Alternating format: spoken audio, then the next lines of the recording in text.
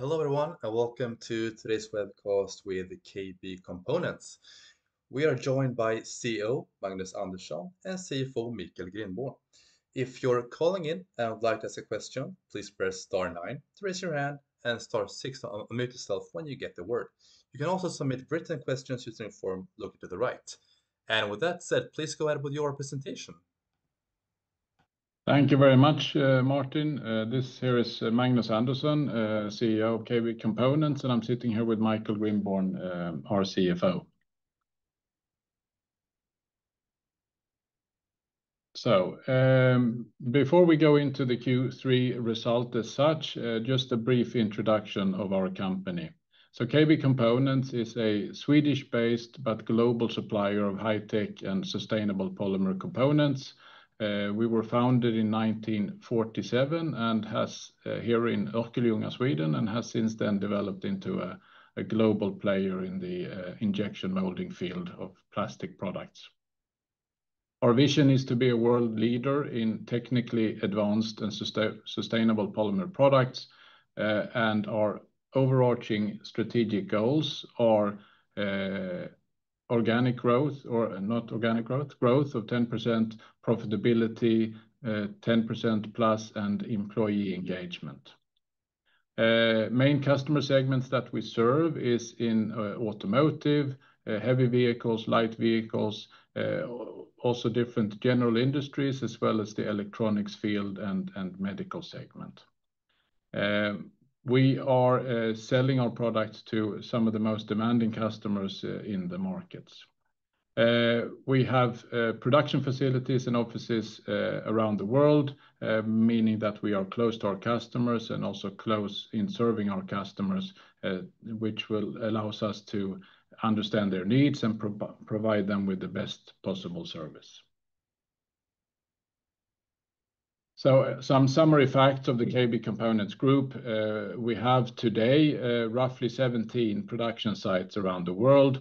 Here you can see on the map where we are located. We are in Sweden, Finland, Estonia, Lithuania, Slovakia, Germany since end of October 2025, USA, Mexico, Canada, India, and China, where we are present with local factories. Our strategy is based on three cornerstones: technological leadership, operational excellence, and global presence. Our goals, as I briefly mentioned already, are to have an EBIT level of 10% plus, have 10% growth per year, and a job satisfaction and engagement at over 75%. And moving into the Q3 update, the third quarter was for KB Components characterized by a differentiated picture between the regions. We saw lower sales and a weaker result in North America, while Europe and Asia show increased sales and improved profitability. The new acquisitions that have taken place here in December 2024 with plants in Estonia and Finland, and in January in India, has improved the sales result in Europe and Asia, and the profitability of these entities continue to develop positively. In North America, we are seeing some effects of an uncertainty that prevails in the market around geopolitics and trade barriers.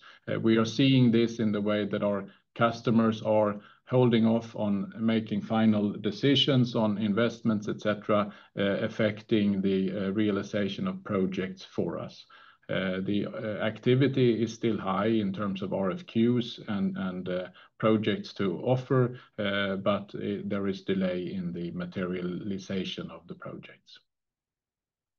So in summary, we report a global sales for the group that is in par with last year, 616 million Swedish krona, and the acquired growth in this was 18%. Currency effect was -3%, and organic growth adjusted for currency was negative 15% in the quarter. In October, we are also pleased to announce that we have made further acquisitions into the group, We have acquired 3 operating companies in Germany, Schließmeyer, Spritzgusser, and Spektrum, that we closed that deal on October 29. And these acquisitions will give us a footprint in Germany and strengthen ourselves in our geographical presence in Europe, and also expanding our customer portfolio in attractive market segments.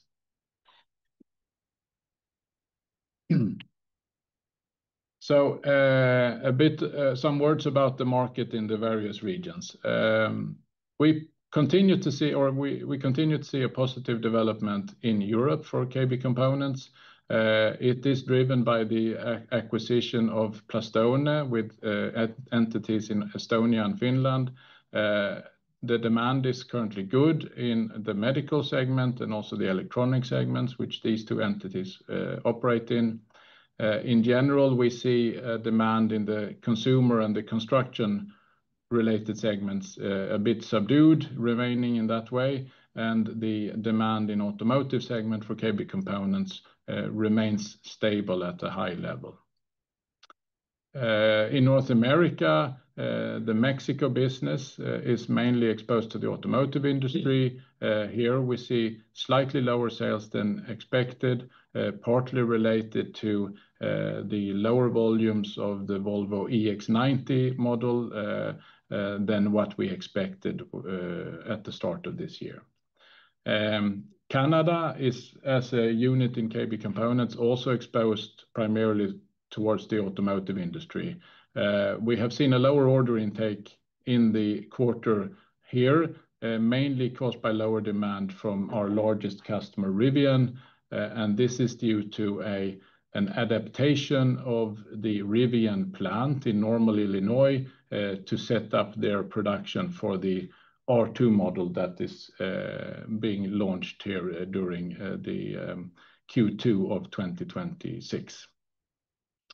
Our US plant in Dallas, Texas, works with customers in general industry, not so focused on automotive. Here we are working mainly with telecom, trade, and construction, and a part of this business is more project-oriented, and that part had a lower demand in the Q3 for us. In the Asia region, we made an acquisition in January in India, and that continues to develop according to plan, with both increasing sales and improved profitability due to efficiency measures that we have put in place. China continues to perform very well in Q3 as well. Profitability is good and well above the group average.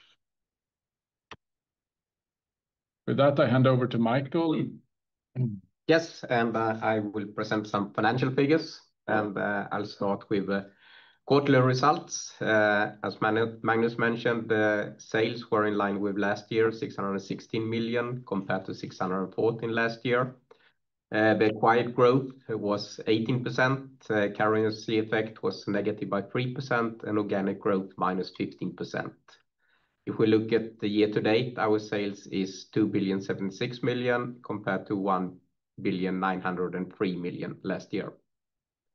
Adjusted EBITDA in the quarter amounted to 85 million compared to 102 last year, and it corresponds to an adjusted EBITDA margin of 13.8% compared to 16.6% last year. Year to date, the EBITDA amounts to 294 million compared to 315 last year, corresponding to an adjusted EBITDA margin of 14.2% compared to 16.6% last year. Our adjusted operating result, EBIT, amounted to 39 million this quarter, compared to 64 last year in the same quarter, and it corresponds to an operating margin of 6.3% compared to 10.4% last year. Year to date, the operating profit EBIT amounts to 154 million compared to 198 last year, corresponding to an operating margin of 7.4% compared to 10.4% last year. Earnings per share amounted to 0.27 SEK compared to 0.60 last year in this quarter, and year-to-date earnings per share amounted to 1.83 SEK compared to 1.78 last year. Cash flow from operating activities in the quarter amounted to 67 million compared to 52 last year. And year-to-date cash flow from operating activities has improved and is 257 million compared to 97 million last year.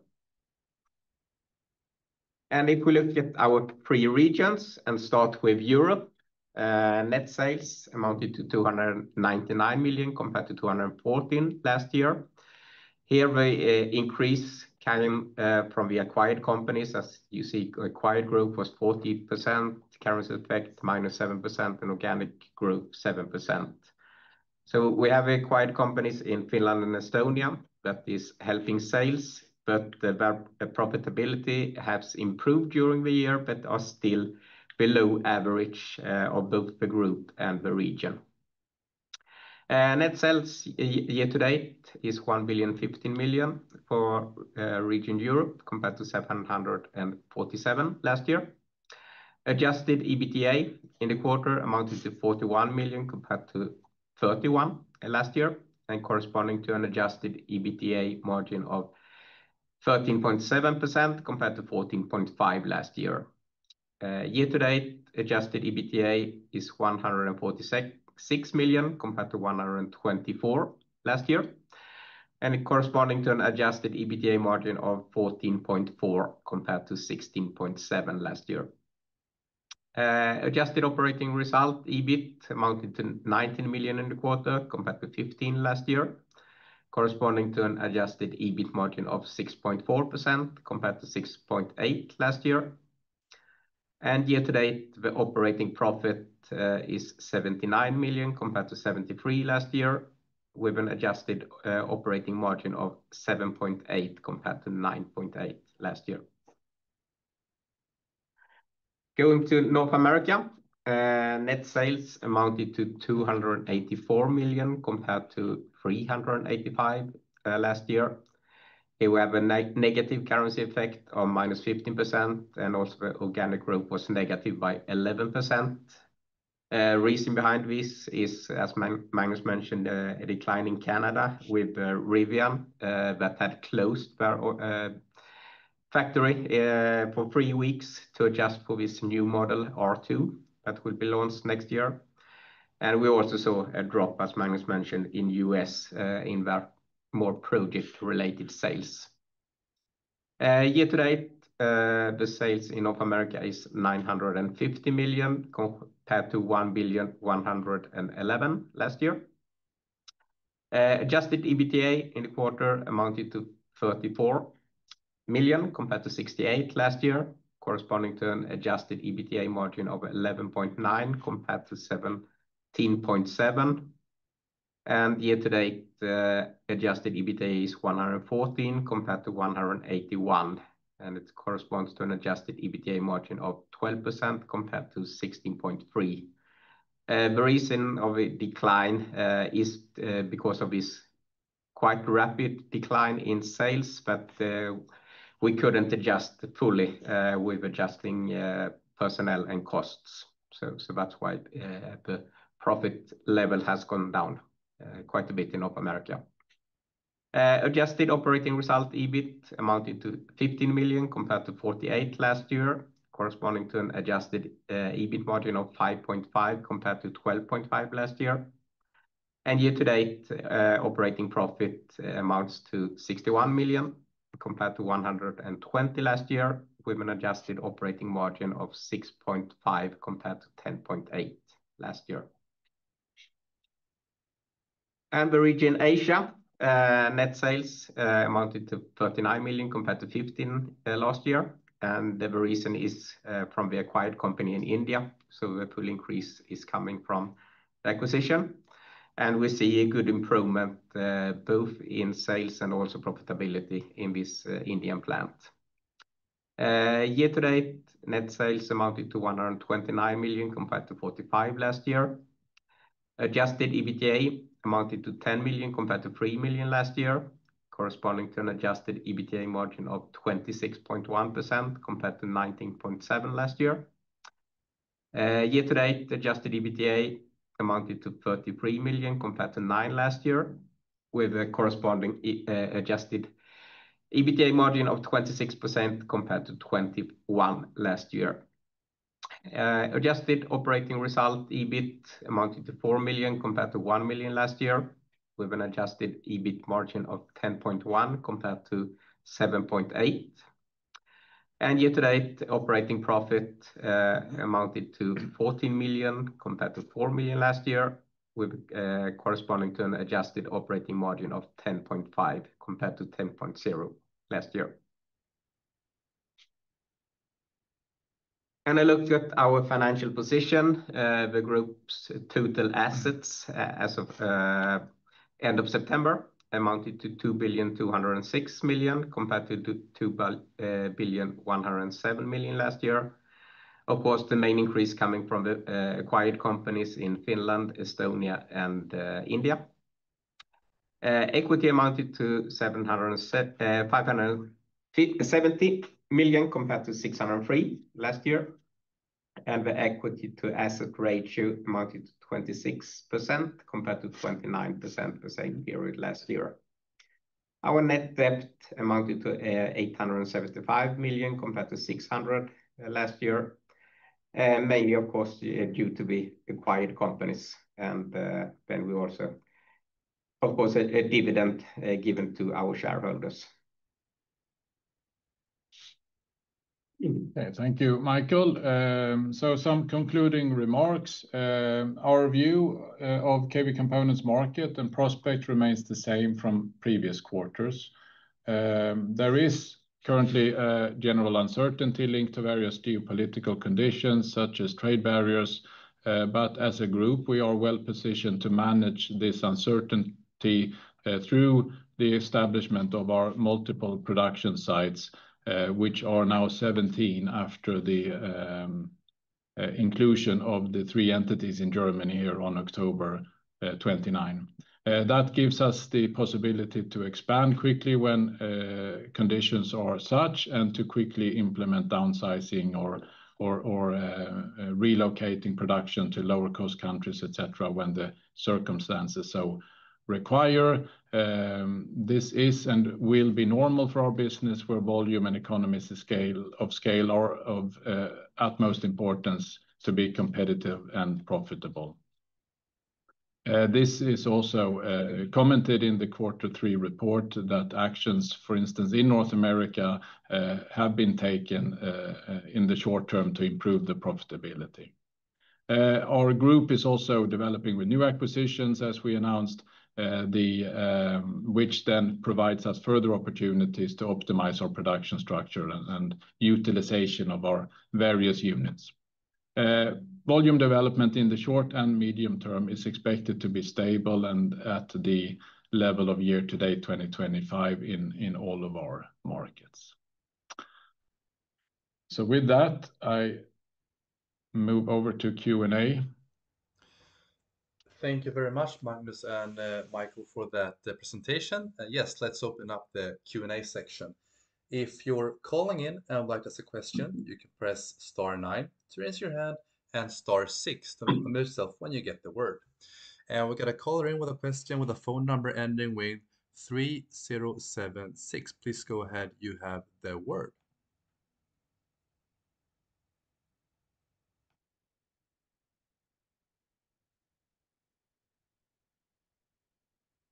Yes, hello, can you hear me? This is Hampus Engellau from Handelsbanken.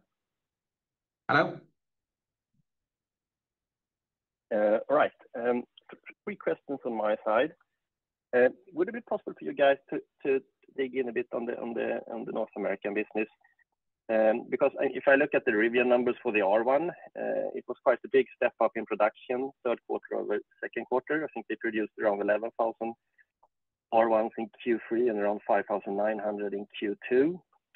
So it would be interesting to hear what other parts are affecting the under absorption of fixed cost in terms of projects and also how the impact was from the R2 and how to think about that going into next year.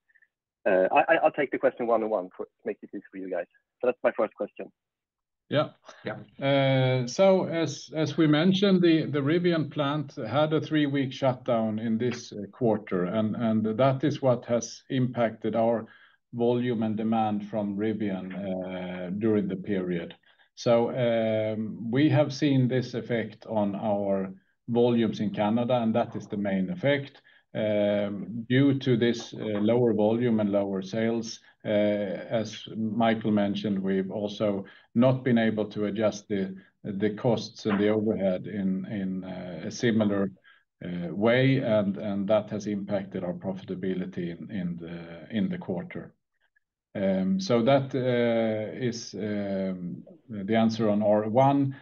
When it comes to R2, we have had project sales, as we call it, or tooling sales in the quarter that relates to the upcoming serial production of the R2 parts. So that has been fairly high and a higher ratio versus the total sales in this quarter, which also impacts the EBITDA in the quarter.